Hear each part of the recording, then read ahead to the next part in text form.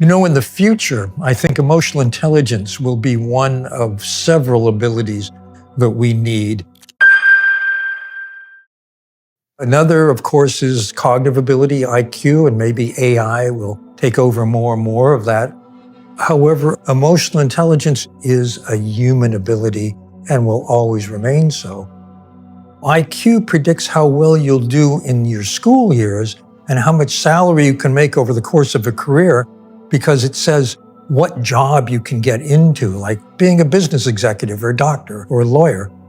But once you're in those professions, everybody else is about as smart as you are. That's where emotional intelligence kicks in. People who emerge as outstanding performers or the best leaders have high emotional intelligence, and their IQ is not that relevant at that point. Emotional intelligence is a set of personal skills that we learn in life.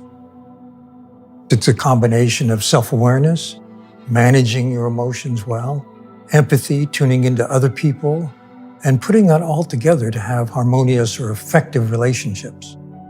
Emotional intelligence has been talked about for centuries. Philosophers were talking about know thyself, that's self-awareness. But when I wrote the emotional intelligence book in '95, it was the first time that for a popular audience, emotional intelligence had become well known. I was a science journalist at the New York Times back then, and I'd been covering a decade of research on the brain and emotion. And in doing so, I came across a very obscure article called Emotional Intelligence, and I loved the title. It was by Peter Salovey, who's just stepping down as the president of Yale University, and his then graduate student, John Mayer. And I thought, wow, what a great phrase. It seems like an oxymoron. You don't put emotions together with intelligence, but actually it's being intelligent about emotions. When I wrote Emotional Intelligence, I was actually thinking of bringing it to schools. It seemed to me that kids should learn from the get-go how to manage themselves, how to tune into themselves, how to tune into other people, how to get along, how to behave well, and so on. I was a big advocate of what's now called social emotional learning. And from early on, my view of emotional intelligence hasn't really changed much, but I integrated it with findings from research on outstanding performers. And I saw that different abilities of high performers, like being able to manage your emotions, fit well in the model. And now I talk about 4 domains of emotional intelligence, and then 12 particular competencies of people who are high in emotional intelligence.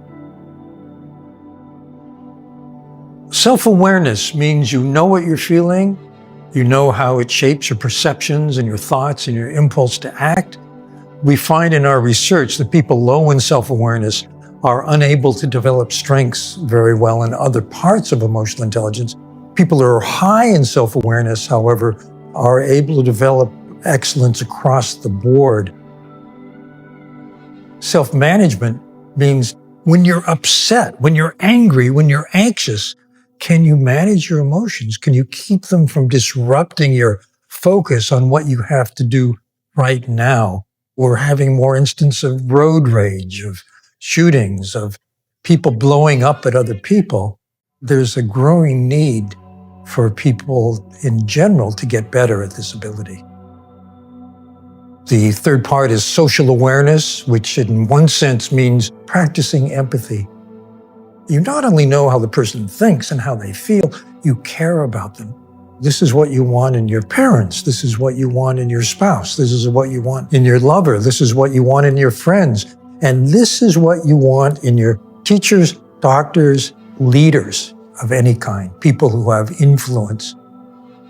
The fourth part of emotional intelligence is relationship management. Can you handle conflicts well? Can you keep yourself calm and listen to the other person? Are you being an effective communicator? Full rapport means that you feel close, you feel you can work with this person, you can trust them. Unlike IQ, which barely budges over the course of our life, emotional intelligence can change. It's learned and learnable. And it's learned and learnable at any point in life. Emotional intelligence is not one thing. It's like going to a doctor for a physical. You get your lipids and your good cholesterol, bad cholesterol. You get 15 data points. Emotional intelligence is a set of abilities, and each of us has strengths and limitations across that spectrum.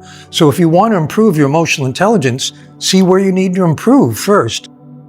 One of the common colds of emotional intelligence is poor listening. We think about what we want to say and we don't really listen to the other person, and we cut them off, we interrupt. Let's say you wanted to change that. This is a basic of empathy, listening well. So if you want to learn to be better at empathy, you might say, my habit, and I've done it thousands of times, is cutting people off and interrupting. I'm going to make the effort to do it differently. I'm going to listen to the person out, say what I think they mean, and then say what I think. That is a different behavioral sequence.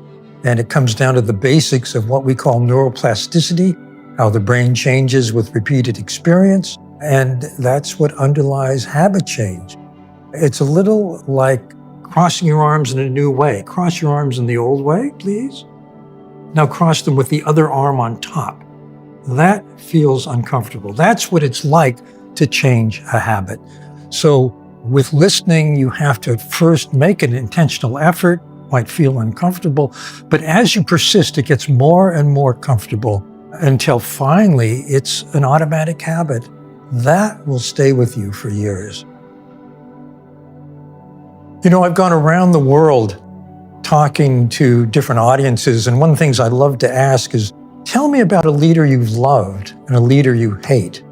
And tell me one quality that makes a leader so good or so bad. Basically, the leader you hate is low in emotional intelligence. They don't manage their emotions very well. They blow up at people, don't empathize, they don't tune in, they don't understand how clueless they are. The leader you love is high in it. Having a boss with high emotional intelligence means you feel not only inspired, not only motivated, you feel supported, you feel guided, you feel you have clarity about what's expected from you. You give your best in your best state, in the optimal state, not in a desperate, stressed out state.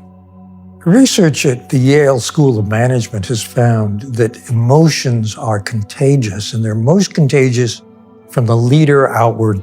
The leader is most often the sender of strong emotions, either negative or positive. And this very research by Sigal Barsade has shown that if the leader is in a negative mood, very anxious, for example, people on that team will catch that mood and performance goes down. If the leader's in a very positive mood, I feel really good, I feel enthusiastic, then people catch that positive mood and their performance as a team or as a group goes up. So the leader's state is actually much more important on the ability of people to do good work than many people realize, particularly many leaders actually. But if you have a leader that you hate, for example, and sadly too many people do, then you really don't give your best. In fact, you're more likely to leave as soon as you can, particularly if you're talented. So a leader with low emotional intelligence is actually draining the organization in the long term. They may get results for the quarter by driving people, by stressing them out, but they're burning them out and they're going to lose good people. So in the short term, they may look good. In the long term, it's a disaster. I once took a bus up Madison Avenue in New York City on a very hot, humid day. People had a kind of bubble around them like, don't touch me, don't talk to me. And I had the bubble too. I got on the bus and the bus driver shocked me. He looked at me and very warmly said, welcome to the bus. How's your day going? And then I realized, sitting on the bus, that he was carrying on a conversation with everyone on the bus. You're looking for suits, are you? Well, there's a great sale up here on the right at this department store. Did you see the exhibit in the museum on the left? On and on and on. Then people would get off that bus and they've been transformed from kind of grumpy to pretty upbeat. It was kind of magical. And years later, I saw an article in the New York Times about that bus driver. His name, it turned out, was Govan Brown. He had fans. People would wait for his bus. He got 3,000 letters saying what a great bus driver he was, not one complaint. And he, it turned out, was the pastor of a church, and he saw the people on his bus as part of his flock. He was tending to his flock. He had a purpose that was far greater than that of the New York Transit Authority, which is something like getting as many people to where they want to go on time as we can. He had a splendid sense of what he was doing. It gave a greater meaning to what he did, and he did it superbly. I've always felt that the more emotional intelligence in society, the better. I think we would have parents who are more effective in raising kids, who are kinder. We'd have more compassion for each other in our interaction with friends and loved ones, as well as with strangers. I think we would care more about the environment, which is why I've been happy to be a kind of evangelist for emotional intelligence, if you will. I'm not the originator of the phrase. I think I made it more famous. I just think it would make a better world.